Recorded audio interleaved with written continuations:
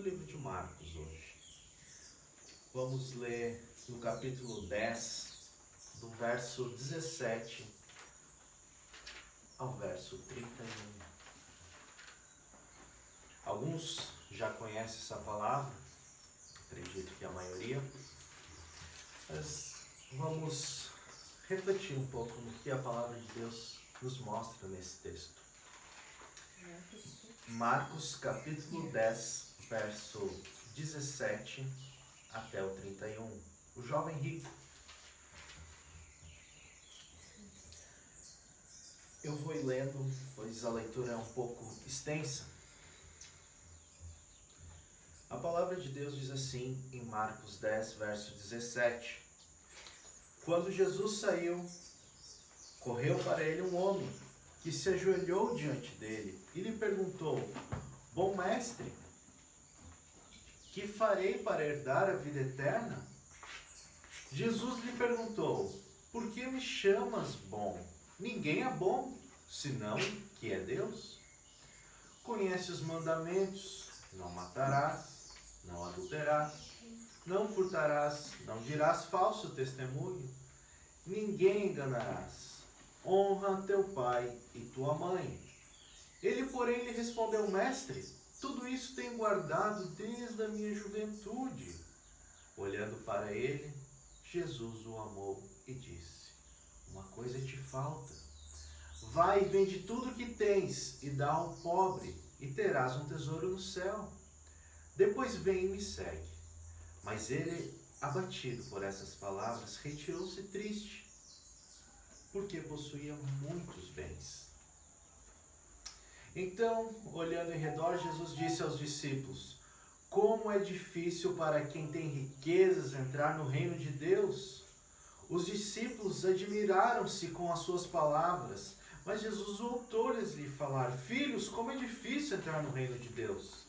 É mais fácil um camelo passar pelo fundo de uma agulha do que um rico entrar no reino de Deus. Como isso, eles ficaram extremamente admirados, perguntando: Quem então pode ser salvo? Fixando neles o olhar, Jesus respondeu: Isto é impossível para os homens, mas não para Deus, pois para Deus tudo é possível. Então Pedro começou a dizer: Nós deixamos tudo e te seguimos? Jesus respondeu: Em verdade vos digo que ninguém há que tenha deixado a casa, ou irmãos ou irmãs, ou mãe ou pai, ou filhos ou campos, por causa de mim e do Evangelho, que não receba 100 vezes mais, agora no presente, em casa, irmãos e irmãs, mães, filhos e campos, com perseguições, e no mundo vindouros, a vida eterna. Mas muitos dos primeiros serão últimos, e os últimos serão os primeiros. Vamos a Deus mais uma vez em oração. Senhor, continue nos abençoando, Pai. Continue falando conosco através da Tua Palavra. Oramos a Ti, que a Tua Palavra seja exposta, Senhor, com sinceridade, com alegria, com devoção e principalmente para que Teu nome seja exaltado. Esteja abrindo nossa mente, aquecendo nosso coração para receber aquilo que Tu tens. Usa os meus lábios, o meu corpo, a minha mente, Senhor, para a Tua glória nesse momento. Nós Te agradecemos em nome de Cristo. Amém. Muito conhecido essa passagem do jovem rico.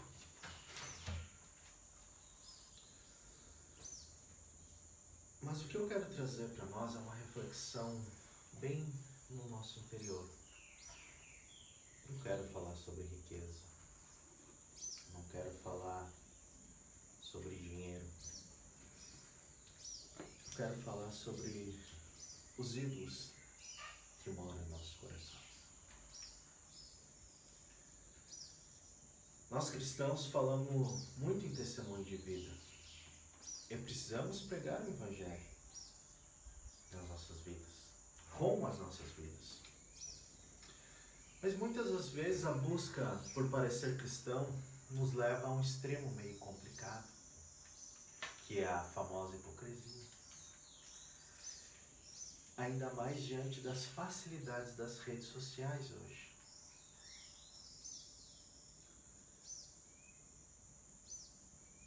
Também podemos viver uma vida de aparência facilmente nas redes sociais, na foto do WhatsApp, no status. Nós podemos viver uma vida facilmente hipócrita no mundo de hoje. Podemos pregar em redes sociais que somos cristãos, que defendemos o Evangelho, mas quando estamos a sós com Deus, nós não fizemos assim.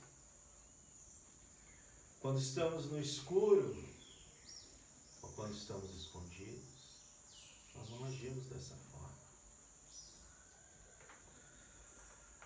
Mas eu faço essa pergunta para mim e para você, meu irmão.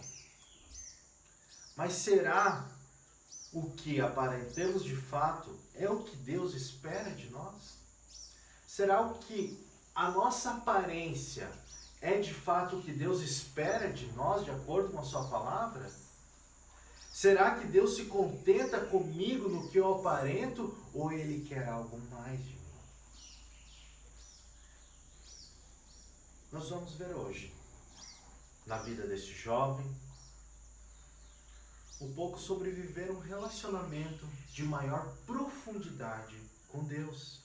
E o que nos impede de viver uma vida na plena satisfação em Deus, apesar de apresentar que estamos satisfeitos e transformados. O que eu quero falar aqui, que a nossa reflexão nessa manhã é realmente refletir se o nosso relacionamento com Deus ele é profundo e se que Deus vê o que nós realmente apresentamos ser. Sim, Ele vê. Mas será que é isso que Ele quer? Mas será que estamos de acordo com a palavra? E uma das coisas que muitos pastores e teólogos têm feito por aí, principalmente John Piper, falando sobre a satisfação em Deus. Será que estamos satisfeitos em Deus? Será que estamos completos, em plena satisfação em Deus? Apesar de aparentarmos que estamos satisfeitos e transformados. Vivemos em uma era muito moderna, onde que o Evangelho se tornou moderno. Onde que o Evangelho é legal, é joia, é bacana, é legal estar no culto, é legal estar numa igreja, é legal estar no movimento, é legal estar numa comunidade, lá me sinto bem. Mas será que há transformação de vida? Mas será que há mudança de caráter? Será que há uma vida nova nessas vidas? Ou será que há mais uma religiosidade e uma aparência falsa?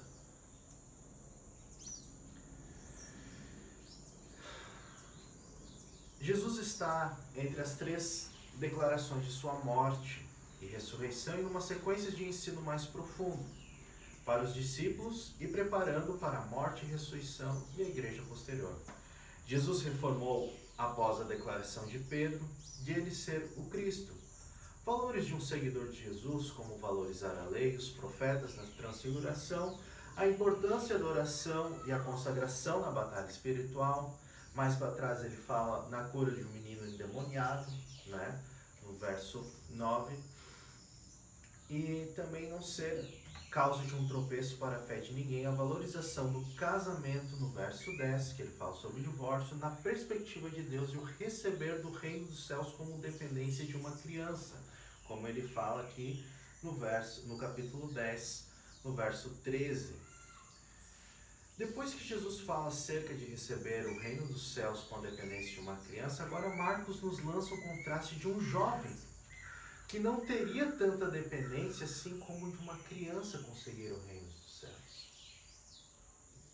Esse jovem não. E sabe o que a gente pode pensar aqui nesse trecho do jovem rico, vamos se dizer assim, um diálogo para a eternidade desse jovem para com Deus. O diálogo do jovem, ele busca herdar o reino dos céus, mas o seu coração evidencia uma idolatria. E facilmente podemos ver onde está a idolatria nesse texto. Facilmente podemos ver o que esse jovem apresenta como idolatria. O que é? As riquezas. Ele já chega diante de Deus, não conhece os mandamentos, não matarás, não adulterarás, eu faço isso desde a minha juventude, Senhor. Ele chega declarando suas obras, mas ele evidencia a sua idolatria. Onde está o seu coração? Por isso que nessa manhã o nosso desejo realmente é nos confrontar, realmente nos fazer refletir de como está o nosso coração, o meu relacionamento com Deus. Estou satisfeito em Deus? Estou realmente transformado, satisfeito, vivendo uma vida plena em Deus? O jovem rico se aproxima de Jesus para questioná-lo sobre como herdar a vida eterna. E ele chama de bom mestre. Bom mestre. E ele vai o quê? O que a Bíblia diz? Quando Jesus correu, um homem se ajoelhou diante dele e perguntou: bom mestre, que farei para a vida eterna? No verso 17, correu para ele um homem, que era esse jovem. Ele foi o que então? Correndo. E para deixar um pouco aqui do contexto antigo, e acredito que talvez até hoje, um rico correr não era comum. Um rico não corria. Na verdade, era algo desonroso para eles. Um rico correr era desonroso. Mas ele correu até o Senhor. E ainda mais, o que a palavra de Deus nos fala é que ele se ajoelhou diante dele. Ajoelhar-se era comum, os ricos se ajoelhar diante de mestre. Mas aqui ele está demonstrando o respeito dele por Jesus. Aqui era algo comum dentro do contexto dele. O que não era correr atrás de alguém. Desesperado. O rapaz exaltava Jesus por ser o quê? Um bom mestre, como ele fala no verso 17 ainda no início. E perguntou: bom mestre, que farei para herdar a vida eterna? Ele chega com uma certa educação e ele fala: o que pode nos trazer a ideia da perspectiva de que ele era um jovem que tinha de Jesus e era superior ao mestre comum? Ele tinha uma perspectiva de que Jesus era superior de um mestre comum. Ele sabia que Jesus era maior. O rapaz também desejava saber o que lhe falta ainda para herdar a vida eterna, pois tudo ele já fazia, mas o vazio permanecia em seu interior. No verso 18 e 19, Jesus corrige a perspectiva dele acerca da bondade de Deus e o questiona sobre os mandamentos de relacionamento comunitário. O que é engraçado e de certa forma que nos leva a refletir é que o jovem, ele chega até Jesus falando sobre os mandamentos, mas daquilo que ele já faz, e não os mandamentos de relacionamento comunitário. E Jesus, sendo Deus, sendo soberano, Jesus não está sendo eximido de ser Deus. Jesus não está fazendo isso. Ele não se eximiu de ser Deus nesse momento. Mas está corrigindo a perspectiva desse rapaz acerca da pessoa de Deus e da esfera dos homens em comum. Jesus aqui, de modo indireto, se coloca como Deus, não na perspectiva de mestre, mas na perspectiva de ser filho de Deus e o próprio Deus. Sabe por quê? Jesus lembra ao homem 6 mandamentos dos 10 que existem. Vamos relembrar esses mandamentos. Êxodo 20:13, não matarás. Êxodo 20:14, não cometa adultério. Êxodo 20:15, não roube. Êxodo 20:16, não dê falso testemunho, mentira. Êxodo 20:17, não engane ninguém. Está escrito assim em Êxodo: não cobice a casa do teu próximo, não cobice a mulher do teu próximo, nem o servo, nem a serva, nem o seu boi, nem seu jumento, nem coisa alguma que pertence ao seu próximo. E, citados, honre a seu pai e sua mãe. E Jesus deixa de citar os outros 4 mandamentos. Não tenha outros deuses diante de mim. Êxodo 23. E Jesus lembra outro: não faça a imagem da escultura. Êxodo 24. Não tome o nome de Deus em vão. 27. Lembre-se do dia do sábado para santificar, cultuar ao Senhor. 28. Para se preparar para o culto. Jesus omite os mandamentos que estabelecem um relacionamento de intimidade com Deus e deixa claro os relacionamentos de relacionamento social que são facilmente evidenciados. Isso é estratégia de que evidenciaria o real problema do jovem rico: a idolatria no coração, as riquezas.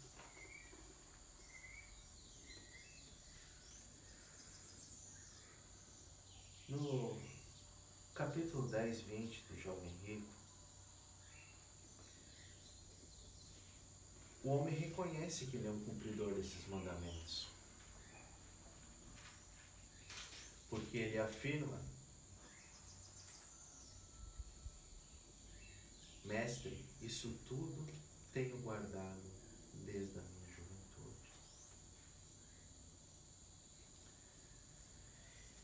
Ele evidencia publicamente o respeito e o zelo da lei de Deus.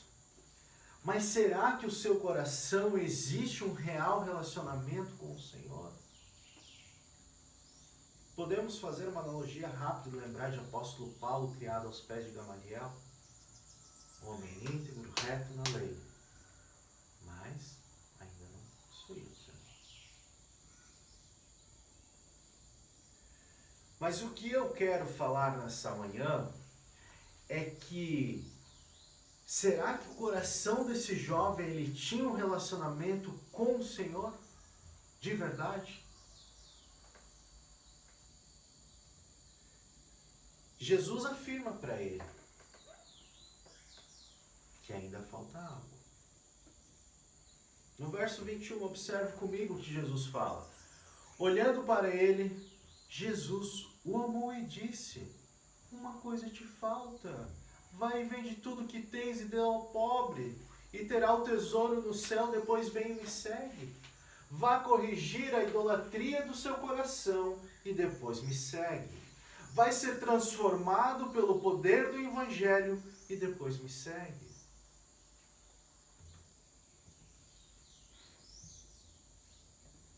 Mas com amor. Jesus percebe o esforço zeloso do rapaz. Mas que todo aquele esforço e zelo que ele tinha é inútil no coração dividido. Todo aquele zelo que ele tinha pela lei era inútil num coração dividido. E Jesus fala: vai e vende tudo, meu querido. Se você tem feito isso, que bom, graças a Deus. Mas não é o suficiente. Eu preciso te transformar inteiramente. A transformação é completa, não é meio coração. Não pense que iremos para o céu com um coração. Sabemos que somos pecadores, falhos, Mas nosso coração precisa estar completamente satisfeito em Cristo. Não pode estar à metade. Não pode estar 70% e 30% no mundo. Nosso coração tem que estar satisfeito em Cristo. A nossa idolatria deve ser derrotada pelo poder do Evangelho, para assim ter uma transformação. E Jesus aqui utilizou a mesma dinâmica de tornar um seguidor. Ele falou o quê? Negue a si mesmo. Tome a sua cruz e siga-me. Ele não falou exatamente nessas palavras, mas podemos refletir naquilo que Jesus orienta. Aquele que quer me seguir, quando questionado, o que devo fazer, Senhor? O que ele fala? Tome a sua cruz, negue, siga. E ele fala isso para o jovem, porque ele fala, primeiro, venda tudo que tu tem, todos os teus bens, e depois me segue. Era a cruz dele, era a idolatria dele. Era o coração dele que estava enraizado ali. Abrir mão do ídolo do coração, da riqueza, por amor a Cristo, e o desejo de seguir a Jesus, é muito complicado, humanamente falando. Por isso que nós temos que sempre que lembrar, a nossa força nada faz. Se o Espírito Santo de Deus não nos convencer do pecado, não adianta. Se o Espírito Santo de Deus não transformar nossa vida, não adianta.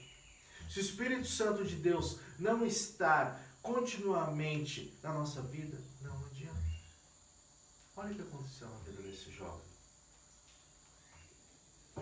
Ele tinha tudo, ele tinha lei em sua prática, mas seu coração ainda não era transformado. E no verso 22 vemos que ele fala assim, mesmo ele abatido por essas palavras, retirou triste porque possuía muitos bens. O jovem se entristece por ser dono de muitas propriedades. E a gente pode pensar para nós mesmos, em que posição está o meu coração? Diante do Senhor, diante dos mandamentos do Senhor. Você pode até evidenciar bons relacionamentos com outros, mas esses relacionamentos estão montados sobre qual base de motivação? Qual tem sido o Deus que move teus relacionamentos e motivos para fazer o que é certo? Medo, vergonha, orgulho, esposa, esposo, filho, dinheiro, empresa, carro. O que tem te segurado, meu irmão? O que tem te segurado, minha irmã, para você não se lançar nos braços do Senhor de verdade? O que tem te segurado? Aonde está o seu coração? Quais são os teus motivos para o teu relacionamento com Deus estar firmado? Se é que está. É facilmente aparentarmos, é facilmente dizermos hipocrisia. Se Deus hoje te pedisse para abrir mão de algo, para seguir a Jesus, qual tipo de ídolo você deveria quebrar no teu coração para fazer isso?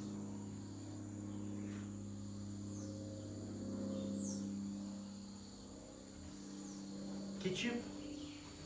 Reflita. Você estaria disposto a negar a si mesmo para tomar a cruz e seguir de fato Jesus?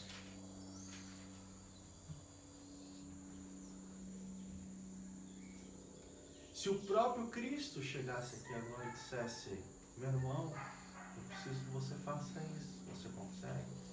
Pois é, eu vou sair triste, eu tenho muitos imóveis mesmo.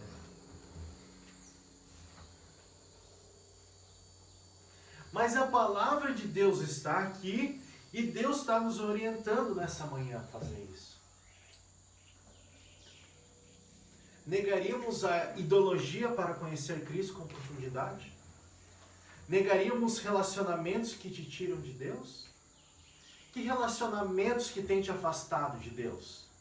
Família, amigos, conversas, internet, Facebook, Instagram, WhatsApp, que amigos que você tem no seu celular, que amigos que você tem nas suas redes sociais, que tem te afastado de Deus. Corta. Corta. Se você quer morar no céu.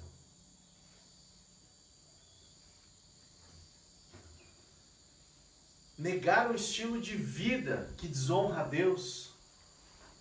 Homens, mulheres, século 21, que tem realmente um estilo de vida que tem desonrado a Deus, tem levado uma vida secular mais do que uma vida cristã.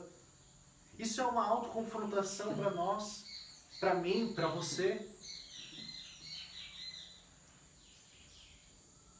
Quantos são capazes de negar um emprego que te pagam mais, mas que te deixam em xeque com Deus?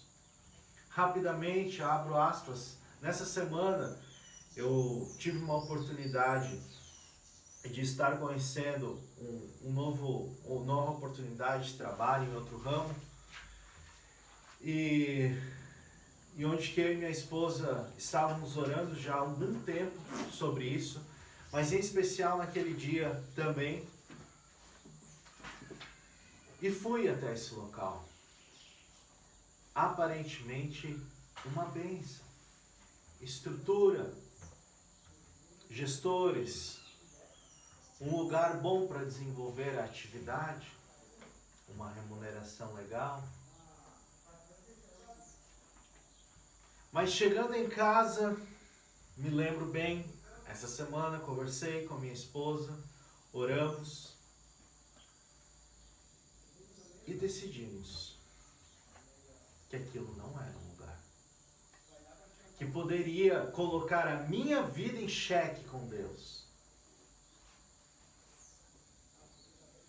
O que nos faz pensar isso? O Espírito Santo de Deus. O que nos faz negar o emprego que te paga mais? O Espírito Santo de Deus ser tirado da tua vida. O que te faz negar relacionamentos que te tiram de Deus? O Espírito Santo na tua vida. E depois, nessa experiência, foi tão bom que depois nós agradecemos a Deus e no dia seguinte Deus me deu uma oportunidade em outro local, familiar e cristão. Então, meus irmãos, é uma alegria negar a nós mesmos para servirmos a Cristo. É uma alegria arrebentar aquilo que nos arrebenta o relacionamento com Deus para agradar a Cristo.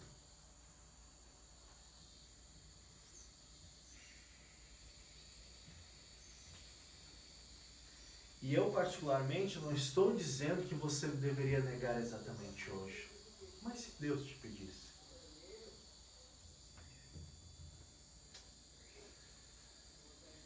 Somente a graça do Senhor quebra ídolos. Somente a graça do Senhor quebra os nossos corações. Somente a graça. No verso 23 até o 27, Jesus usa o exemplo do coração do jovem para mostrar que a idolatria é a maior causa do impedimento do homem de ser salvo. Mas somente Deus pode salvar o homem. O que Jesus fala? Como é difícil para quem tem riqueza entrar no reino de Deus. E os discípulos admirados no verso 24. Mas Jesus voltou e disse: filhos, como é difícil entrar no reino de Deus. Observe que Jesus fala no verso 23 e 24, na parte B, 2 vezes, como é difícil, como é difícil.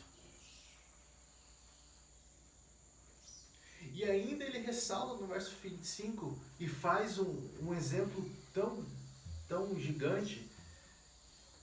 Diz que é quase impossível quando ele cita que um camelo passar no fundo de uma agulha. Jesus de fato afirma que é difícil os ricos entrarem no reino dos céus. A palavra diz isso. Os discípulos se admiram disto e Jesus reforça que é difícil mesmo. No verso 24 e 25 ele fala: é difícil o reino dos céus um rico entrar. E a gente sabe que na prática é difícil. Quanto mais conforto você tem, meu querido, menos a Cristo você quer. ser que Deus te dê sabedoria. E muita sabedoria.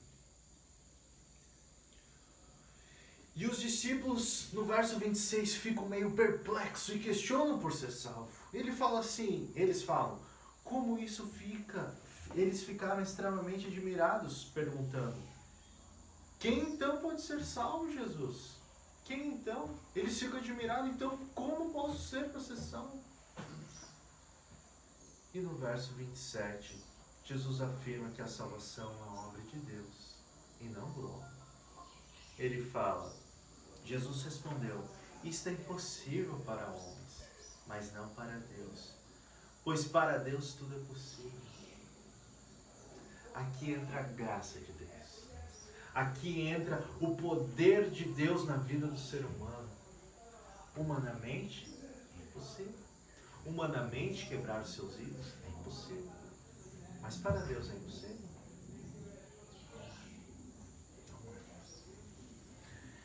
Somente Deus é capaz de quebrar os ídolos do nosso coração. Somente Deus é capaz de destruir o nosso coração. Como ele fala, um coração de pedra e um coração de carne. Nascemos com um coração de pedra. Mateus tem um coração de pedra.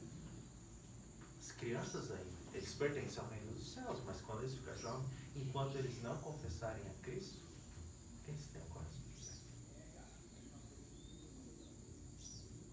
pedra. Muitos já são escolhidos, como nós, fomos predestinados antes da fundação do mundo. Mas até percebemos que o nosso coração era de pedra ou de carne, é uma transformação. Isso é inegável na vida cristã. E só Deus pode fazer isso. Se assuste em casa, se assuste no seu escuro, no seu banheiro, na sua sala, no seu quarto, quando você pecar e o Espírito Santo de Deus não te acusar. Aí você assuste. Aí você se preocupe. Porque certamente, talvez o Espírito não esteja em você. Porque o Espírito odeia o pecado. O Espírito milita contra a carne. E a carne contra o Espírito. Deixe a autoconfiança na busca pela satisfação e confie no poder da graça que te chama de pecador e inútil para que o poder dela se evidencie em você. A consciência de um homem transformado, de uma mulher, um homem no sentido natural, ele se evidencia quando ele sabe que ele é um pecador inútil. Que se não fosse a graça de Deus, Deus quer quebrar os ídolos do nosso coração, que estão em nosso coração. Então confie nele, e ele pode fazer isso. E ore ao Senhor por isso. Se você ainda não conhece quem são os ídolos que estão em seu coração, deixe Cristo te perguntar. Ainda falta alguma coisa? Faça essa pergunta para você. Ainda te falta alguma coisa? Como está seu coração? Caminhando para o fim, seguir a Jesus nos traz uma nova perspectiva sobre a vida, como fruto da obra do Senhor. É uma perspectiva nova. A palavra de Deus diz que nós recebemos uma vida nova, nós somos transformados. O que se passou, passou, mas nós temos uma vida nova. E quando os ídolos são quebrados, é uma vida nova dentro daquilo que nós já vivíamos. Do verso 28 até o 31, Pedro questiona. Então Pedro começa a dizer, não deixamos tudo e te seguimos?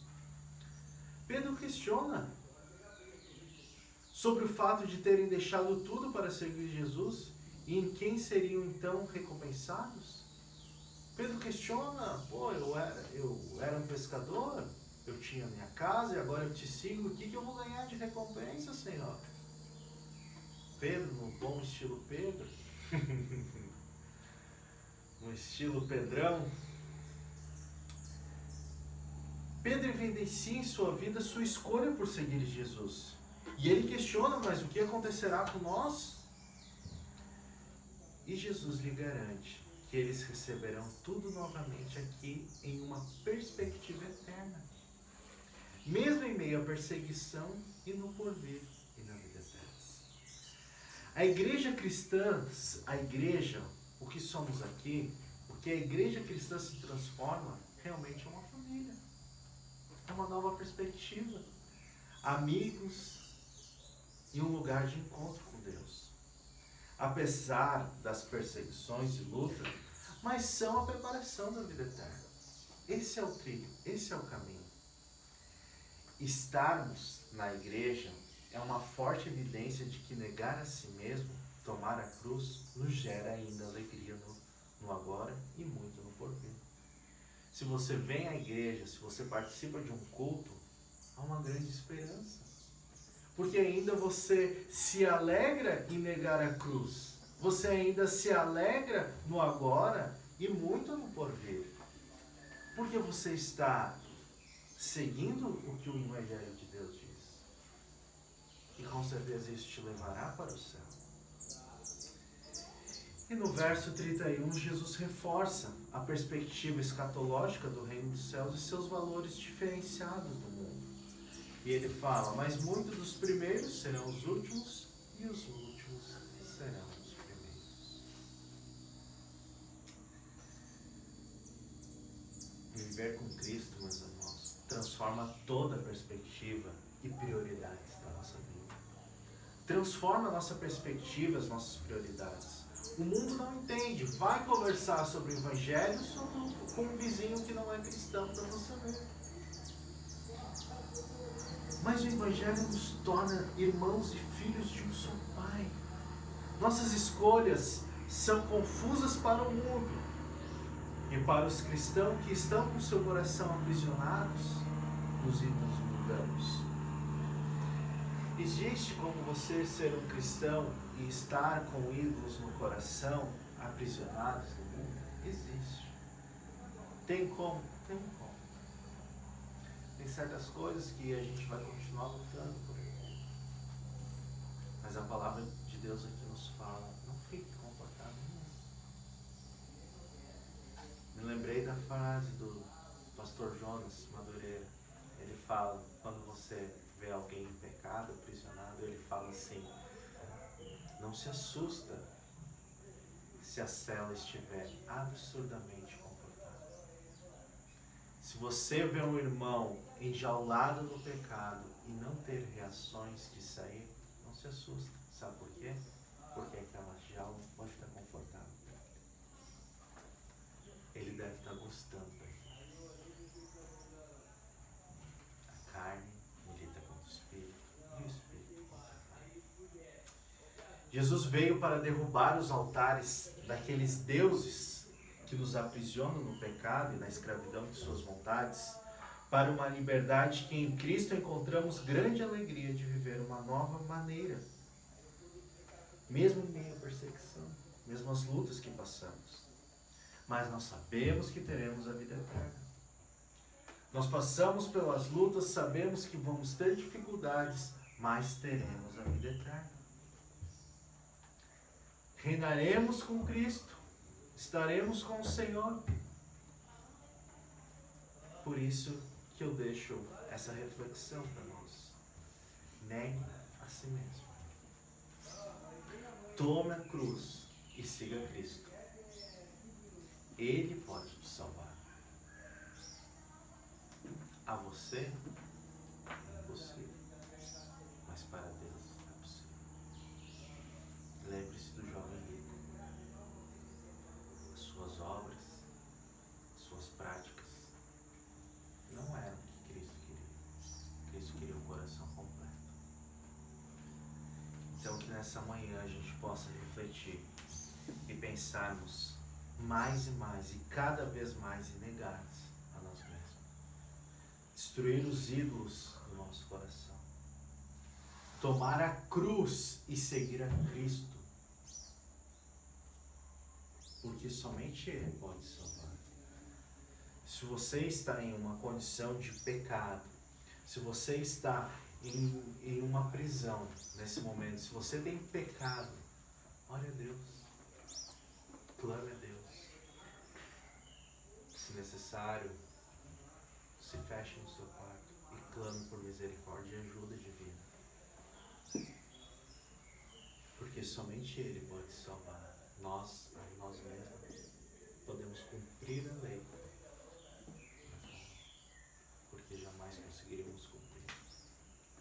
Ele cumpriu por nós. Então creia em Cristo Jesus. Acredite em Cristo Jesus. Sirva, tome a sua cruz e siga. E quebre os ídolos do seu coração. Amém? Vamos orar a Deus. Senhor nosso Deus, nós realmente podemos ver, Pai, como somos falhos. Podemos ver, Pai, quanta sujeira, quantos ídolos, Senhor, estão em nosso coração. Nossa oração nessa manhã é que o Senhor nos ajude, Pai, a derrotar todas essas dificuldades com a força do Teu Espírito. E que o nosso coração possa estar cada vez mais livre, limpo, de acordo com a Tua palavra, Senhor. Nós oramos que Jesus Cristo continue nos ajudando, intercedendo diante do Pai pelas nossas dificuldades. E que o Espírito continue nos fortalecendo. E que o Deus Trino continue nos abençoando e sendo gracioso conosco, Pai. Porque por nós não conseguiríamos, mas sabemos que por Ti sim, Senhor. Sabemos que se negarmos a Ti e seguirmos, herdaremos a vida eterna. E é o desejo do nosso coração, Senhor. Nos ajude, Pai, a ser perseverantes.